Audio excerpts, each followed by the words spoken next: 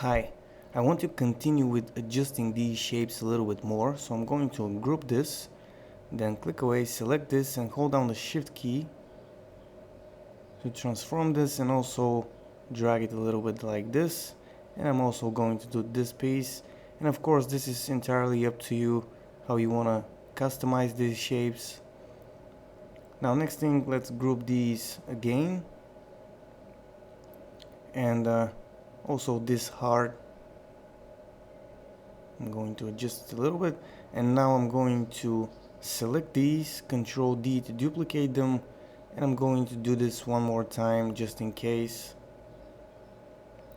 Now next I'm going to select the Create Rectangles and Squares tool, and from the Fill and Stroke I'll remove the stroke, and also I'm going to select a black color for the fill, and then I'm going to adjust this rectangle,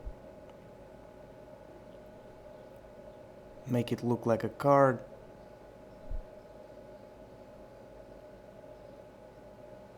Next I'll select the tool again and use this here to make rounded corners.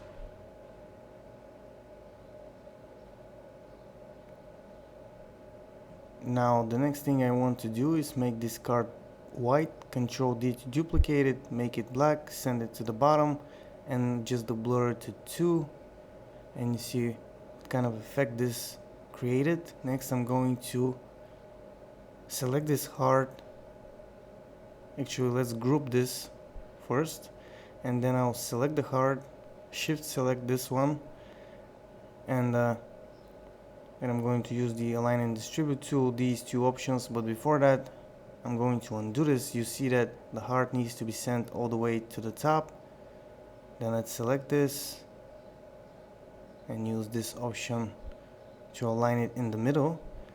Now next I'll grab these and scale them down, and again I need to send them all the way to the top. Maybe scale them just a little bit more. Now next I'll grab the text tool and type capital A. Then I'll find a font. This one works pretty well. Now let's adjust the size of this letter. Grab the heart.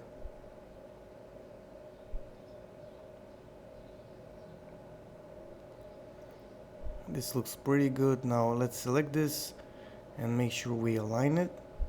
And also let's change the color to red and group this. But before that, adjust it, group it, Control D to duplicate it, use this option to flip it and move this over here. And you see the first card is done. We can actually click here to Control D to duplicate it one more time and one more time for the next card, and then we can group this. Now next I'll continue doing the other cards. Quickly select these and use these options to align them.